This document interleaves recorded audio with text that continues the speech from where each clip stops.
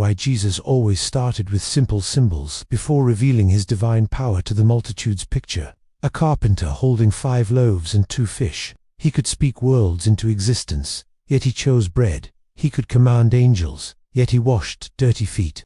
This wasn't weakness. This was the most profound teaching method ever demonstrated. Every major revelation of Jesus followed an identical pattern. Before healing thousands, he touched one leper's hand. Before calming storms, he spoke about tiny mustard seeds. Before raising the dead, he wept publicly with grieving sisters. The pattern was deliberate, intentional, and absolutely transformative. Most people miss this completely. They see the miracles but overlook the symbols that preceded them. They marvel at the power but ignore the preparation. Yet this pattern reveals everything about how divine truth enters human hearts. It shows us not just what Jesus did, but how he did it and why it still matters today. This forgotten method holds the key to genuine transformation, not superficial change, but the kind that reshapes souls from the inside out. The pedagogy of the ordinary. Jesus rarely began with complex theological declarations. Instead, he spoke of salt losing flavor, lamps hidden under baskets, seeds falling on different soils. These weren't random choices.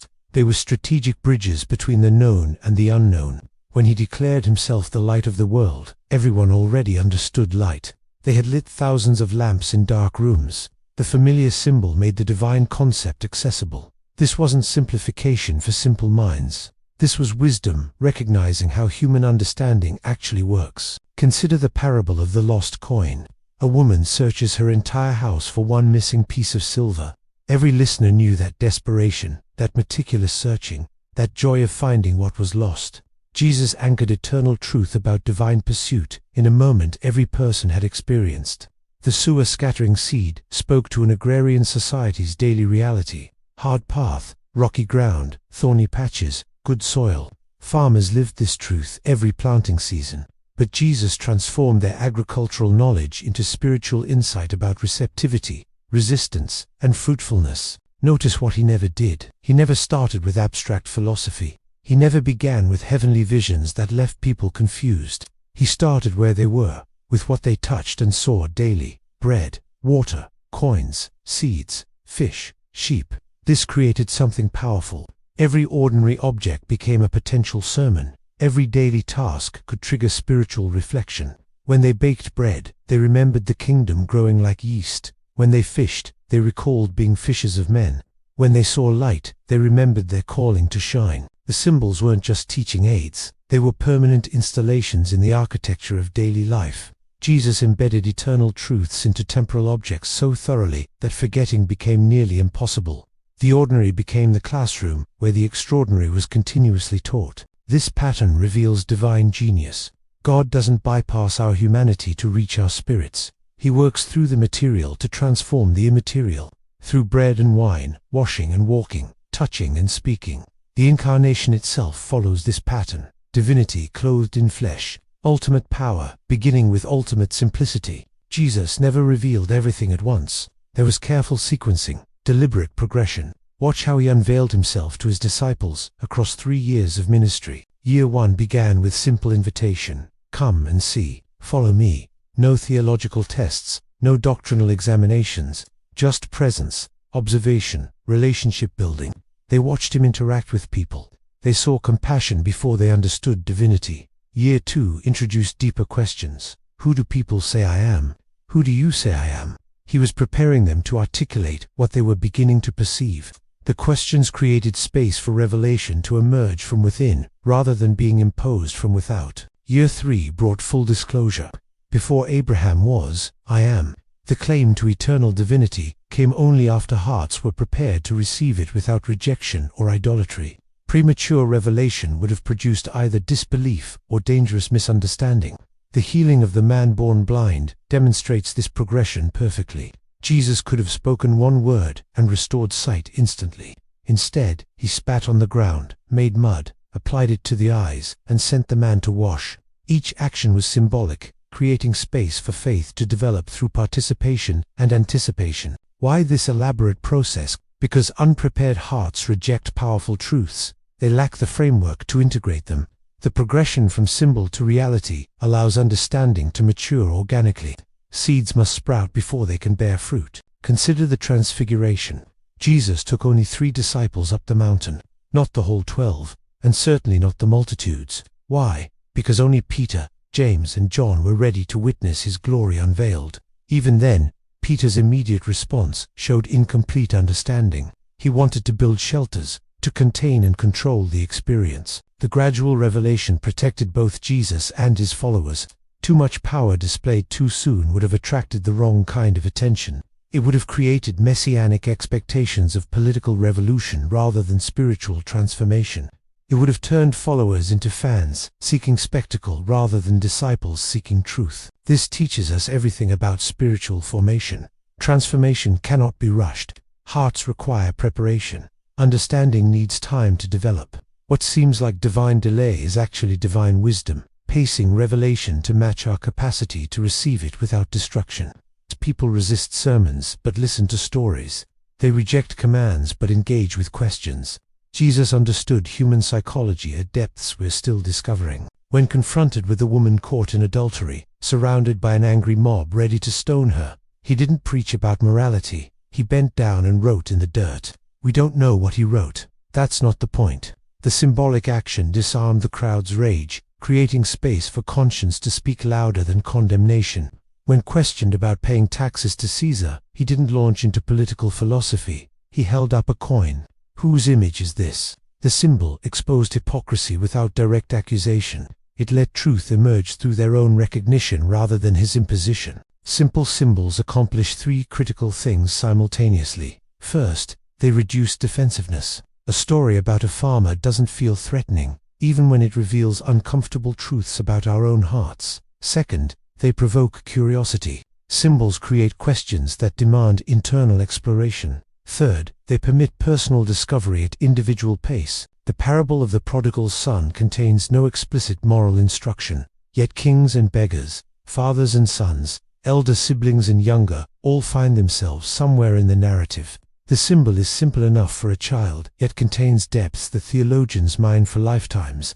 To deeply understand these transformative patterns and access detailed guidance on applying Jesus' teaching methods, check the link in the comments below. There you'll find carefully selected resources that illuminate these principles even further. Notice how Jesus' symbols invited self-examination without triggering shame. The Good Samaritan parable didn't say you're a racist hypocrite. It asked who was the neighbor.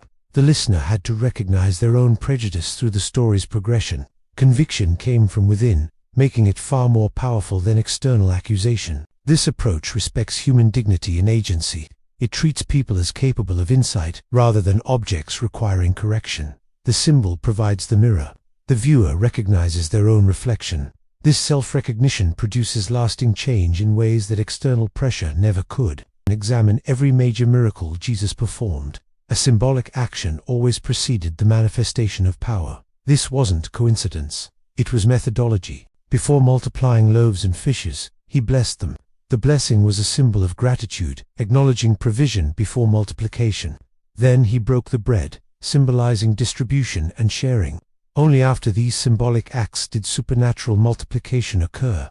The sequence taught that power flows through gratitude and generosity, not from demands or entitlement. Before raising Lazarus from death, Jesus wept, publicly, visibly. The tears were symbolic of shared humanity, of compassion that enters into grief, rather than standing above it. The symbol of weeping established that power would serve love, not spectacle. Only then did he command the dead man to emerge. Before walking on water, Jesus spent hours alone in prayer on the mountain. The solitude symbolized communion with the Father, establishing that power flows from relationship, not from self-will. The walking demonstrated authority, but the praying revealed its source. This progression appears in every significant demonstration of divine power.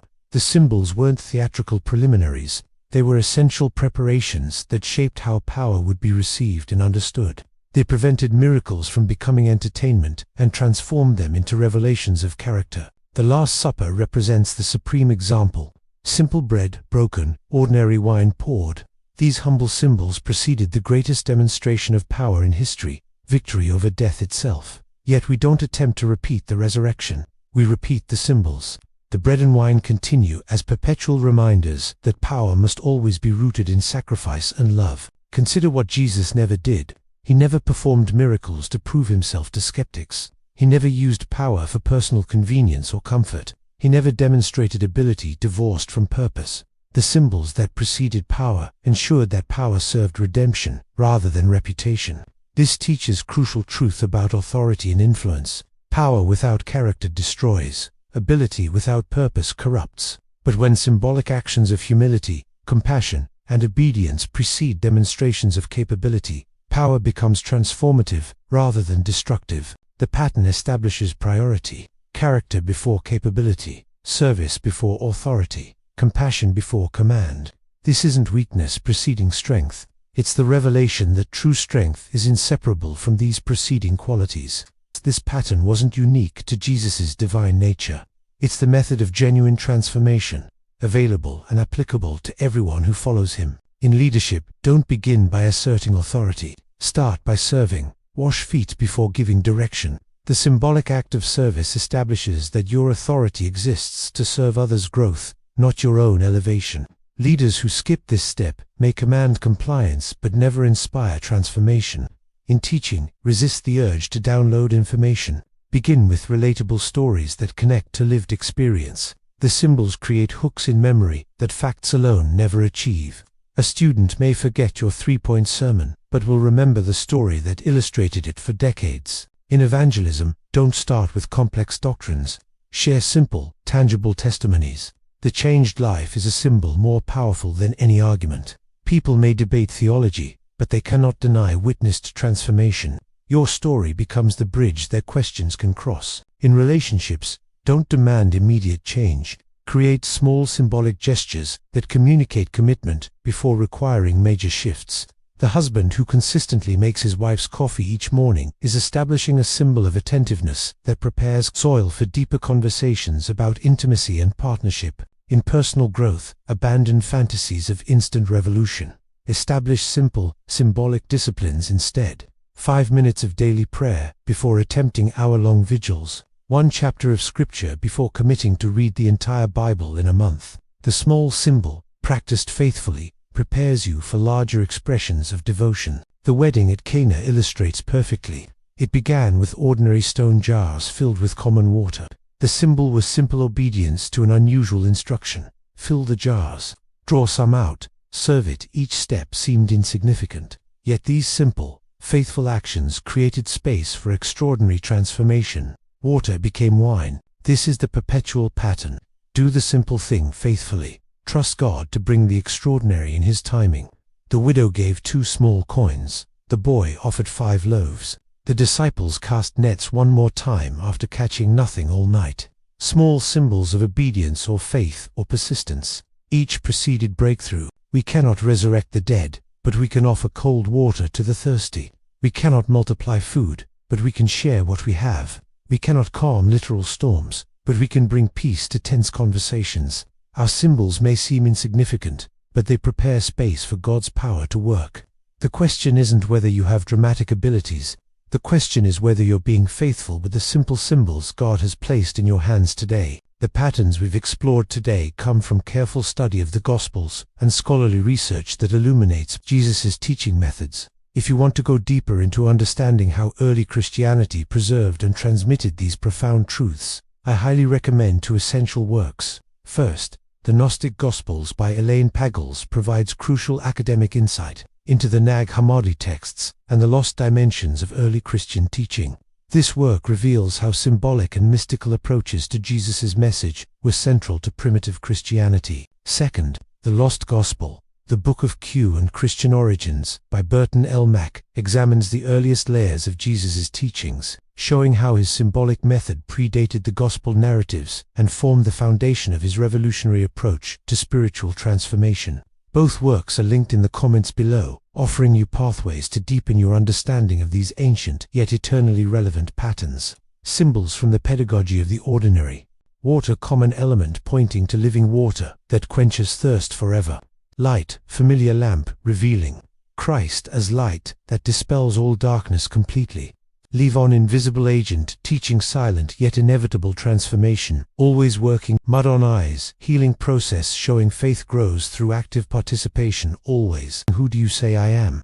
Question provoking reflection before full identity, revelation comes clearly. Maximum declaration revealed only after 3 full years of preparation, drawing in dirt.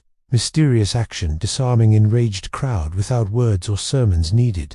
Caesar's coin tangible object exposing hypocrisy without direct accusation or confrontation. Prodigal son story, where everyone finds themselves without feeling attacked first at all. Adulterous woman's situation where compassion disarms judgment through eloquent silence speaking. Blessing the loaves. Gratitude preceding multiplication, teaching recognition before provision comes. Breaking the bread. Distribution symbolizing that sharing precedes the miracle of abundance.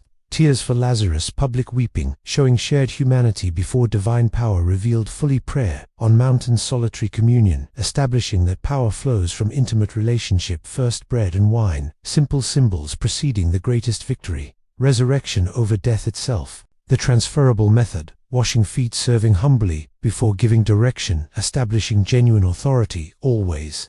Simple testimonies, relatable stories, opening doors. Complex doctrines never reach ever successfully. 5 minutes prayer, small discipline, preparing for long vigils through consistent faithfulness daily. Cup, cold water, simple gesture, accessible when we cannot resurrect dead or heal sick. Jars with water, simple obedience in ordinary, preparing space for extraordinary. Wine emerging. The cross to simple woods containing greatest power. Love, conquering eternal death. Execution instrument. Death instrument, becoming source of life through sacrificial love. Displayed visual summary of main symbols. Bread, daily sustenance, revealing eternal, heavenly bread. Water, basic necessity, pointing to inexhaustible fountain source. Light, common lamp, showing Christ's light of the world's seed. Small grain, teaching invisible kingdom growth pattern. Leave on, hidden agent, demonstrating inevitable silent transformation process. Mud, elaborate process creating expectation and participation in faith. Tears, human emotion preceding extraordinary divine power demonstration clearly. Broken bread, distribution symbolizing generosity before supernatural multiplication occurs. Washed feet, humble service, establishing authority through practical example given. Cross, simple woods, containing maximum victory over death and sin. Leave your comment, like, subscribe and share. On the Divine Light Academy channel, we have new videos every day, exploring the deepest dimensions of spiritual wisdom and transformation. To deeply understand these advanced practices and access detailed guidance, check the link in the comments below. There you'll find resources to support your journey into dimensional consciousness.